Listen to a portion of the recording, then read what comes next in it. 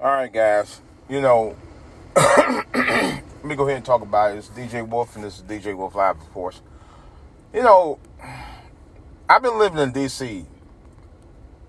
for some 32 years. I've seen the good times of the district in the DMV, and I've seen the bad times in the DMV. Parking here is the most atrocious I've ever seen it. One of my stomping grounds here used to be M Street. I used to go to the clubs down here, stuff back in the day. Those of you who know M Street or Main Avenue. This was like back years. Look at this damn fool. Look at this damn fool. I got the light, fool. Get out the deck. Goddamn. Well, see, this is these people are tripping, man. He was in such a damn hurry. This is what I'm talking about. You can't find parking. And parking is so hard to park out here, man. It's not even funny. It's gotten really bogus out here. It's gotten bogusly ridiculous to park. You can't park down here.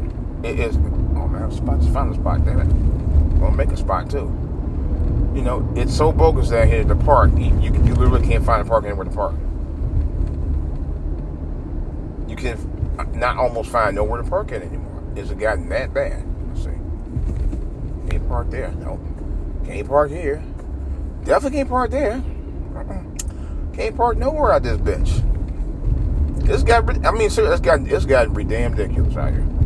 I mean, parking is atrocious. It's so atrociously bad. I can't find a spot to park. Maybe. Nope. Can't find nowhere to park. I don't want to park down here. Oh, he did say, I said this might be saying, okay, it's Sunday. I'm parking here for right now. And I'm going to stay parked here for the next hour. Mainly why? Because I don't have much of a freaking choice here. My door's locked. This is DC. Now, the thing of it is here, I've been down here for so long, for so many years, man. Parking has got to be a big-ass mess to park.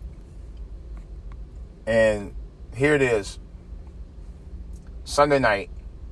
There's so much to do, but there's so little to park. You have so little, few places to park at around here. It's not even funny anymore. It's literally not even funny anymore. You can't even park. You know. And I've been down here for many, many years. I've seen it grow, and I've seen the good times and bad times of the DMV. I've seen people come and go. You know, I've seen it all. And the thing of it is, it's amazing how this area has grown and developed into a major tourist attraction. It was always a major tourist attraction, but now with the National Harbor on the Maryland side, my neck of the woods, and out here on this end with the wharf and the building of the what they call the National History Museum of African American Culture. I mean, everybody come out here. You can't find parking anymore. Right? If I go home to downtown Cleveland, it's the same thing. Downtown Cleveland, parking is ridiculous. You can't find parking nowhere downtown. Now, we talking about 9 o'clock in the morning. My wife and I went there about 5 years ago. We were driving around. And this is when the Cavaliers was in the playoffs. In the playoffs in 2017.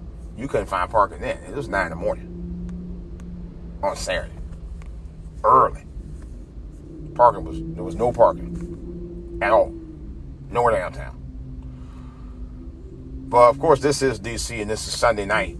And because it's Sunday night, and the fact that a lot of things are going on with the wharf, National Harbor, and places like that. But down here, my old lady had, doing something down at the wharf. And I got to find parking. So I went to Virginia to go hang out at Best Buy for about an hour and a half, 2 hours. It got really boring over there, so I left. Here's the thing for me, though. Here I am, a miserable 56-year-old man. And it's like, how can I put it? Loneliness sometimes can be very painful. I'm not really lonely, but there are times where I feel very lonely. This is one of those times. I was walking around. I was thinking about getting some things for my podcast. I was going to get a separate phone, which I already have. I have one, but I got to call them up and get that straight. But I don't know. It seems like as you get older, sometimes it's just like, wow, you get more lonely. I remember years ago, my dad was still around, man. He told me, he said he felt lonely. It's like, you're never lonely when you got family, but I guess because most of the family didn't live up there anymore. And at my age now, I'm feeling lonely now. You know. And I guess because either I don't have many friends. My friends, the closest friends I have now, I'm talking about my closest friends. My male friends, they're gone. My closest of male friends are gone.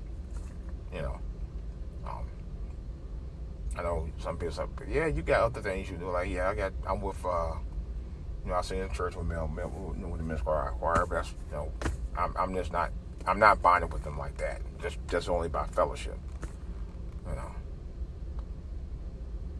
But I guess the loneliness has been so deep for me over the years is that I'm immune to it. You know, it's weird. I'm immune to it. I'm not as sad as I once was or depressed. I'm not. I just gotten used to it. You know. My father's passing 2 years ago. I realized at that point there was nothing else I could do.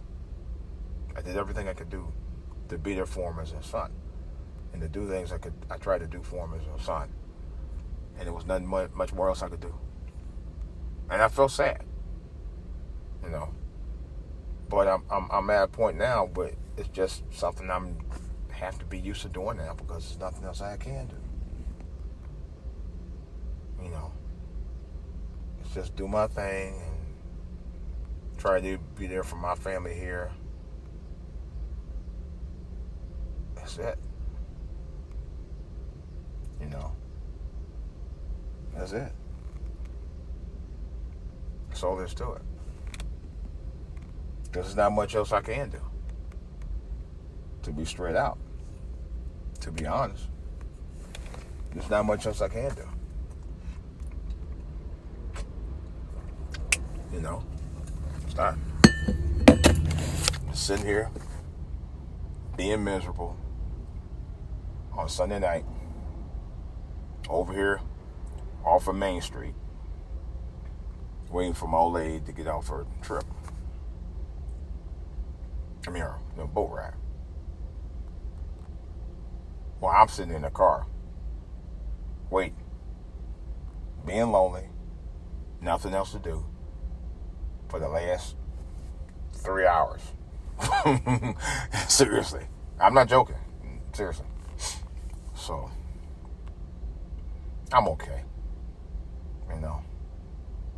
It's one of the last things my dad said. I'm okay. I'm okay. You know, really, was one of the last things that I saw my dad do before 2 weeks before he passed, is he cried, man. I never saw him cry like that. And there was nothing I could do. It was the most heartbreaking thing I ever saw in my entire life. And it still breaks my heart to this day. It does. I guess because the fact that he knew at this point there was nothing else that could be done. And he realized it was just a matter of time. That really, it breaks my heart every time I think about it, man. It eats me up inside. And although I'm not emotional about it at this time, but in my mind I am. It hurts like hell. It really do. I'm just glad I didn't videotape that, because if I had videotaped it and watched it, I would have been like in tears.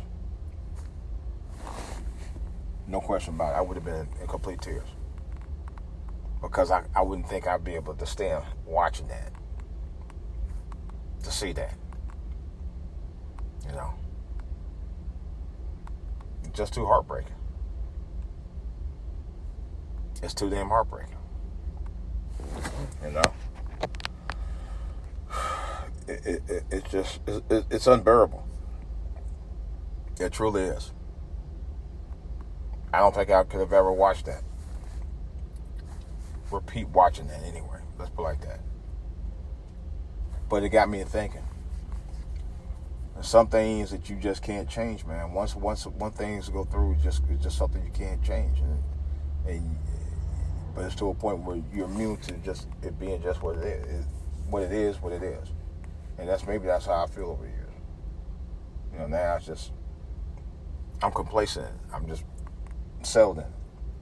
In other words, like right now.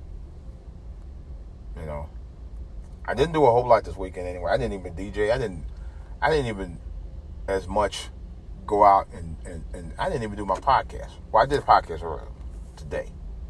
I didn't do a live podcast. I may do one tonight. I don't know. I doubt it. A little late in the evening. If it was earlier, I probably would have done it. And I just kind of feel kind of sad, man. I'm not always sad. I'm, how can I put it?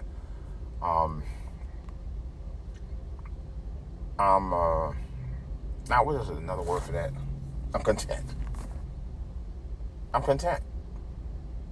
I'm not sad, but I'm content. You know what I'm saying? So in other words, to make a long story short, I'm good. I'm content with the way things are now. And I know I'm getting older. I know there's not much else I can do but to get old and keep on living. You know, I know there's not much else I can do other than keep on working on my music endeavors. You know, even if I don't have a lot of time to do it, maybe do a half hour or so at the least, maybe do an hour at the most. You know, keep doing my regular gig, my regular job. You know, I'll keep doing that. You know, keep doing the things that I need to do to survive out here. You know, not getting no drama. Just be content. Because at this point, it's pretty much all I can do. Is just be content. I can't do much else. You know. Now some people, are you happy? I'm surviving. That's what I can't say. I hate when people ask me, are you happy? I'm surviving. You know. If I survive, I'm good. Every day that I can wake up in the morning, I'm good. Every day that I can talk and move my body and work and do the things I need to do to survive out here, I'm good. I'm being straight up. I am good. You know? That's all I care about. And all my family's good. That's all I care about. That's literally all I care about anymore. You know? Because at the end of the day, that's what really matters anymore for me. You know? I'm starting to see more and more, you know, my happiness sometimes has to take a backseat to ensure that everything else goes smooth. You know, that's probably a better way to put it. That my happiness take a backseat to everything else to make sure everything goes smooth. That's why I'm content. You know. But at one point, the loneliness started to sink in, started to almost take me emotionally, but it didn't. I wasn't gonna let it. At one point it almost did, and I kind of shrugged it off. I can't think of the song. I was trying to Shazam the song to figure out what it was, because I want to play it was a little bit on the deep side too. I got songs like that, but that particular one kind of caught me today. I was like, wow, that was deep. It was kind of like it sounded like a bittersweet love song, but it was deep. You know. But I'm good though. You know, I'm gonna be good. I think I'm gonna be all right. You know, what's the old saying goes? Just hold on to God's unchanging hand. And everything will be fine. You know, there's no point crying about spilled milk because nobody's gonna care anyway. That's one of the other things I find about being content, is that if I cry about it, it's not going to matter. If I get mad about it, it's not going to matter. If I boo it, it's not going to, it's just not nothing about it's going to matter because nobody's going to care. You just be content with things and just learn to move on. And that's kind of what I've learned to do over the years. I mean, I really have. It's just, hey, oh well, you know, yeah. What you gonna do? You know, what you gonna do?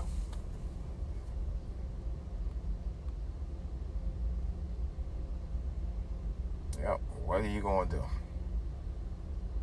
That's all there's to it.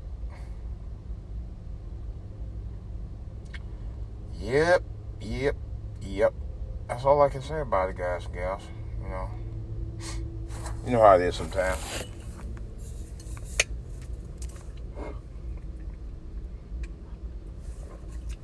Sometimes it be that way. Sometimes you're happy. Sometimes you're not so happy. Sometimes you have good days. Sometimes you have bad days. It's just all part of life. You know. But I thought about a couple of things, though.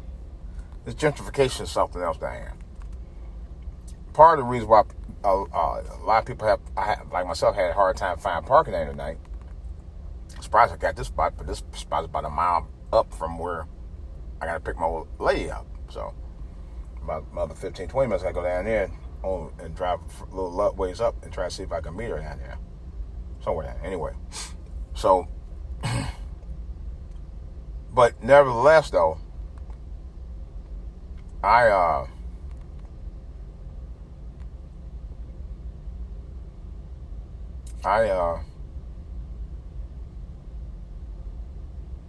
noticed that they got all these restaurants and shops and apartment complexes over here in Wharf. Really nice area now. It's the nicest it's ever been.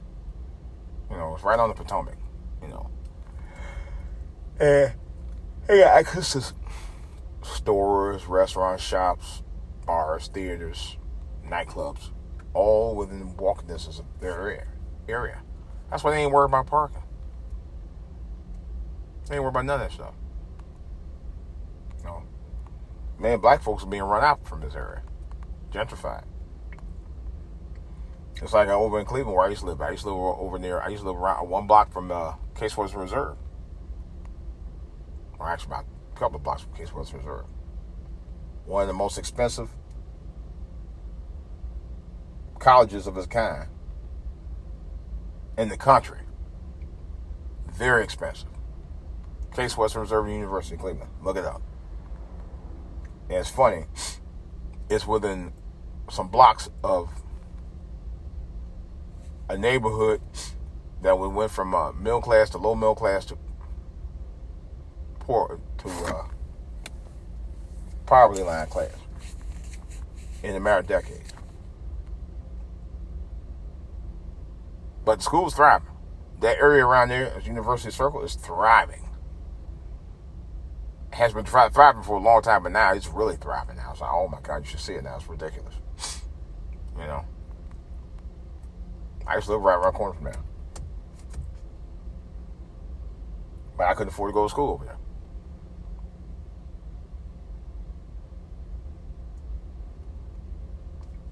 And now you hear about these people from Afghanistan who are literally being bused and shuffled right out here to America.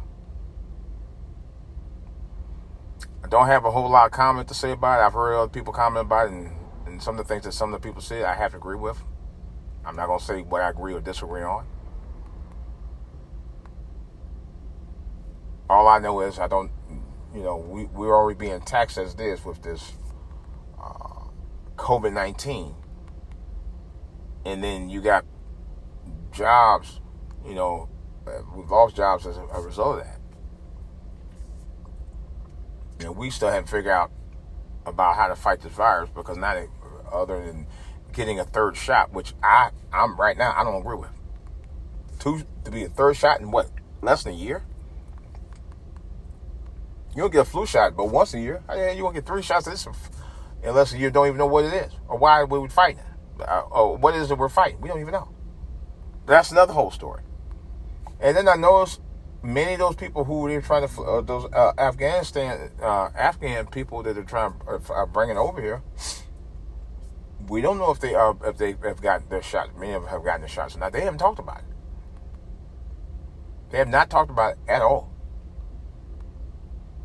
But I'm going to watch the news and find out if they're going to do it. Or we're going to talk about it.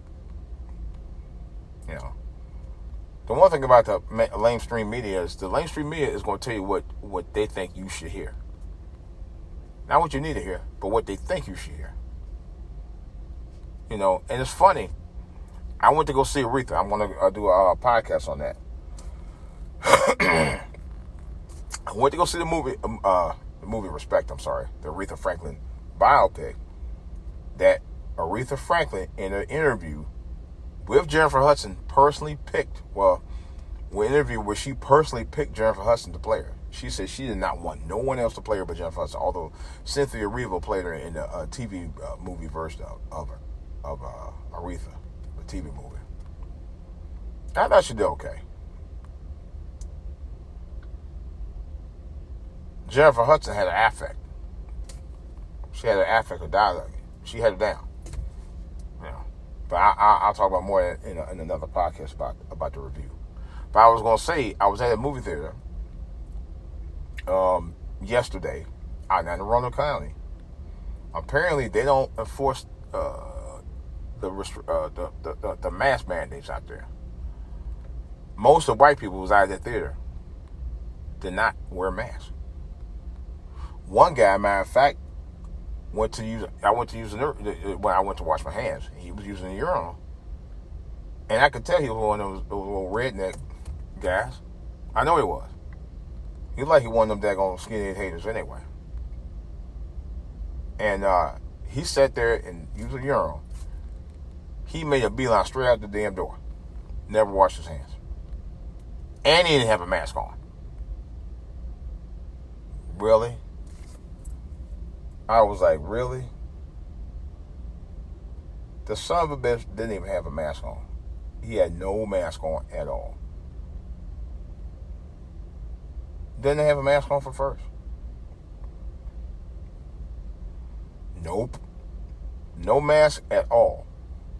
Didn't even consider it. Did not even consider putting a mask on. Period. And I was like saying to myself, that's a damn shame. That's a damn shame. This son of a bitch had no mask on at all. The entire time. And didn't have a care in the world about it. Didn't even care.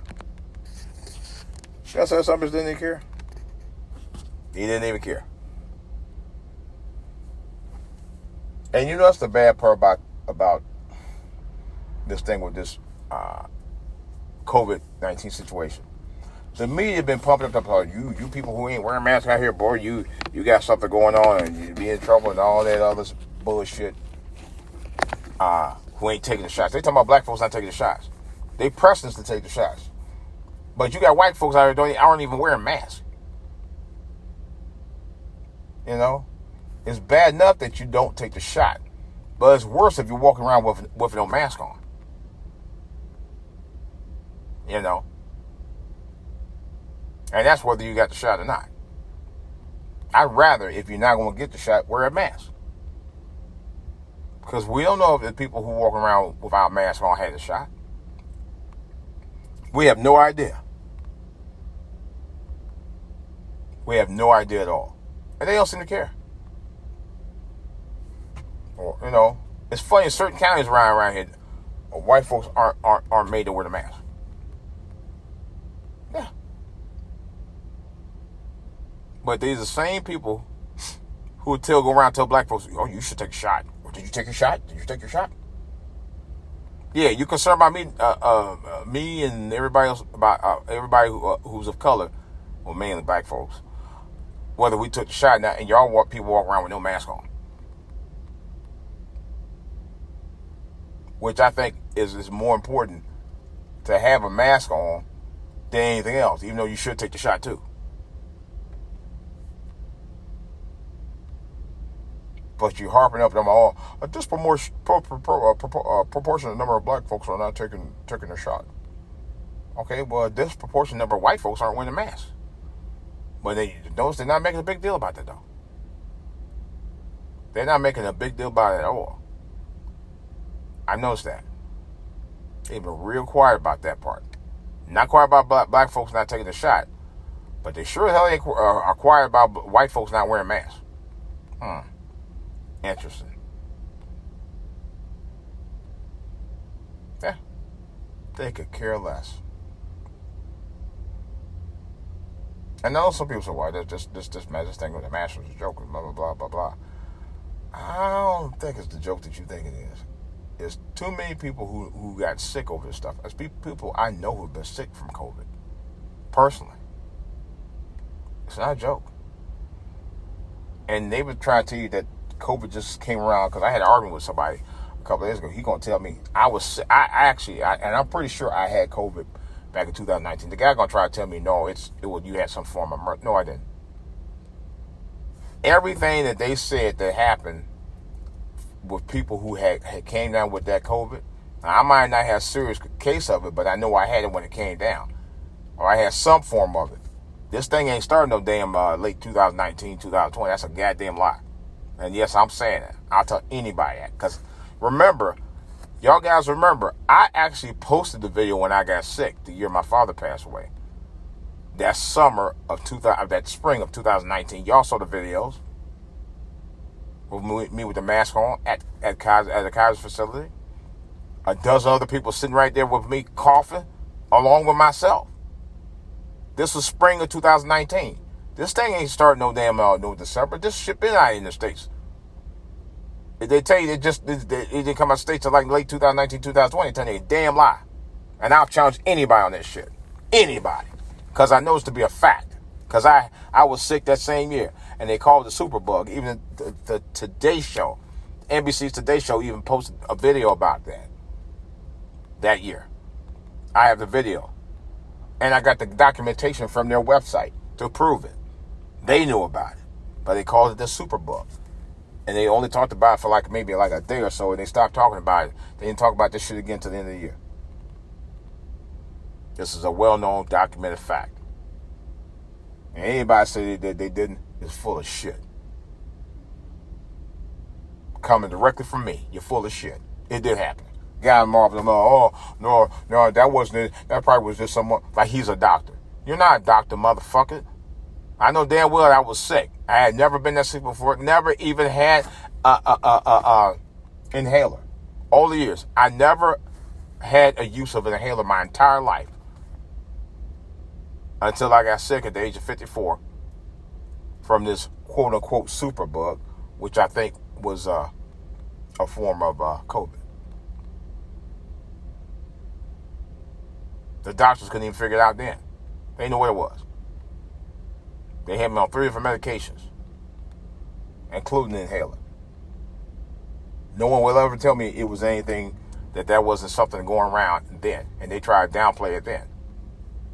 I couldn't find anything on it until I found out about the Today Show talking about the superbug, and they were saying even then their analyst, the doctor analyst who's on Today Show, even said that it was going around the country at the time.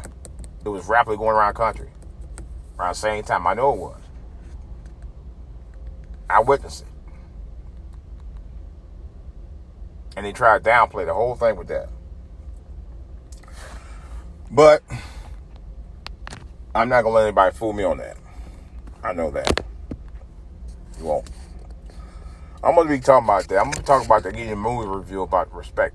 And I tell you my thoughts about actors Jennifer Hudson, Marlon Wayans, and Forest Whitaker. Wow. That's all I'm going to say about it. But I won't say much else until I talk about it.